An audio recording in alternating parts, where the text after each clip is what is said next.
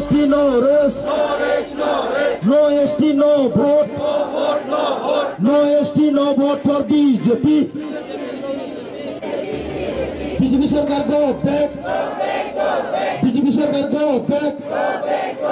BJP Sarkar go back. Komite Persat Tasa murdabad. BJP Sarkar hi. BJP Sarkar go back. BJP Sarkar go back. BJP Sarkar hi. যোৱা 24 তাৰিখে কাজিৰঙাৰ সাংসদ কামাখ্যা প্ৰসাদ তাছাই যে নেকি অসমৰ আদিবাসী জনগোষ্ঠীৰ ওপৰত বিৰূপ মন্তব্য কৰিছিলে, এই বিৰূপ মন্তব্যৰ আমি সদৌ অসম আদিবাসী ছাত্ৰ সন্থা ধিক্কাৰ জনাইছোঁ, গৰিহণা দিছোঁ। কাৰণ অসমৰ আদিবাসীসকলে জনজাতিকৰণ বিচাৰিছে ওৰাং, মুণ্ডা, খাৰিয়া হিচাপে, কিন্তু হিন্দু খ্ৰীষ্টান হিচাপে বিচৰা নাই। আজি কামাখ্যা প্ৰসাদ তাছাই যি কথাষাৰ কৈছে, যি বাক্য কৈছে যে খ্ৰীষ্টান মানুহবিলাক ST পাবৰ কাৰণে অলপ অসুবিধা হ'ব, সেইটো কামাখ্যা প্ৰসাদ তাছাক আমি হুকিয়াই দিব বিচাৰিছোঁ। আদিবাসী জনগোষ্ঠীৰ মাজত ভাগ কৰিব নকৰিব।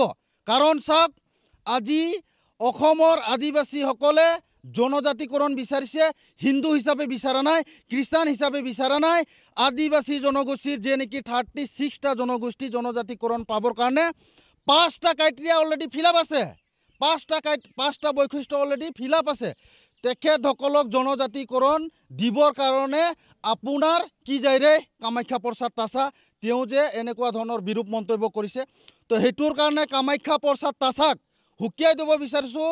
অনাগত দিনত আপুনি এই আদিবাসী জনগোষ্ঠীৰ যে নেকি বিৰূপ মন্তব্য কৰিছে, অপমানসূচক মন্তব্য কৰিছে, আপুনি এই মন্তব্যৰ পৰা বিৰত থাকক। আপোনাক কাজিৰঙা সমষ্টিৰ পৰা আপোনাক সাংসদ বনাই দিয়া মানুহ আদিবাসী জনগোষ্ঠীৰ মানুহখিনিয়ে ভোট দি আপোনাক জিকাই দিল্লী পাৰ্লিয়ামেণ্টত পঠাইছিলে। আপোনাৰ কাৰ্যকাল শেষ হ'ব, শেষ হওঁ অৱস্থা আছে। আদিবাসী জনগোষ্ঠীৰ নামত একদিনৰ মাত মাতা আমি দেখিবলৈ নাপালোঁ, উল্টা বিপৰীতে তেওঁ হিন্দু খ্ৰীষ্টান কৰি আছে। সেইটোৰ কাৰণে আমি কামাখ্যা প্ৰসাদ তাছাক হুকিয়াই দিব বিচাৰিছোঁ, যিহেতুকে আদিবাসী জনগোষ্ঠীক বিভ্ৰান্তি তথা ভাগ নকৰিবৰ কাৰণে আমি হুকিয়াই দিছোঁ। কাৰণ চাওক, 2014 চনত যেতিয়া ভাৰতৰ প্ৰধানমন্ত্ৰী নৰেন্দ্ৰ মোদী কোকৰাঝাৰত আহিছিলে, নৰেন্দ্ৰ মোদী নিজে কৈছিলে অসমত যেতিয়া BJP চৰকাৰ আহিব আপোনালোকক 6 মাহত জনজাতিকৰণ দিম বুলি কথা দিছিলে।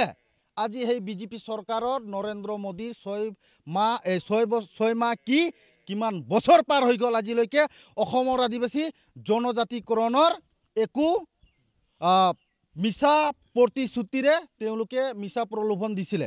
আৰু কথা হ'ল BJP চৰকাৰ যে মিছলীয়া, নৰেন্দ্ৰ মোদী যে মিছলীয়া, হিমন্ত বিশ্ব শৰ্মা যে মিছলীয়া, সেইটো জল পট অসমৰ আদিবাসী ৰাইজে গম পাই গ'ল।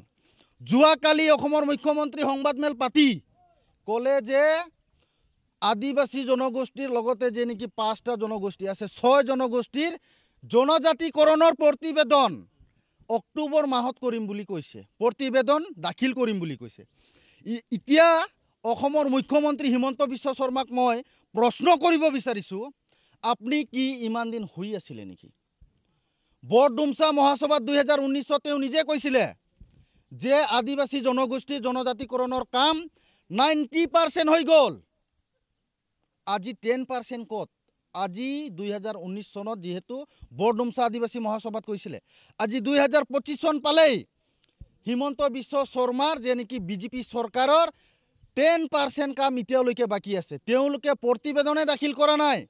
তো এইবিলাক হৈ গ'ল, যেহেতুকে আগন্তুক BTR ইলেকশ্যন আছে, এই BTR ইলেকশ্যনৰ যিটো 6 জনগোষ্ঠী জনজাতিকৰণৰ এইটো ললিপপ দিছে হিমন্ত বিশ্ব শৰ্মা অসমৰ মুখ্যমন্ত্ৰী।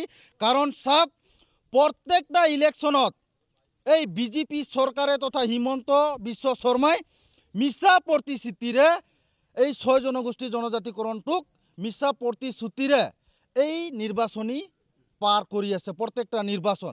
তো সেইটোৰ কাৰণে আমি এইবাৰ সদৌ অসম আদিবাসী ছাত্ৰ সন্থা আৰু আদিবাসী জনগোষ্ঠী সংকল্পবদ্ধ লৈছে, শপত খাইছে যে গাঁও আৰু বাগানত কোনো ধৰণৰ বিজেপিৰ নেতা পালি নেতাক সোমাব দিয়া নহ'ব, এইটো একদম স্পষ্ট কথা।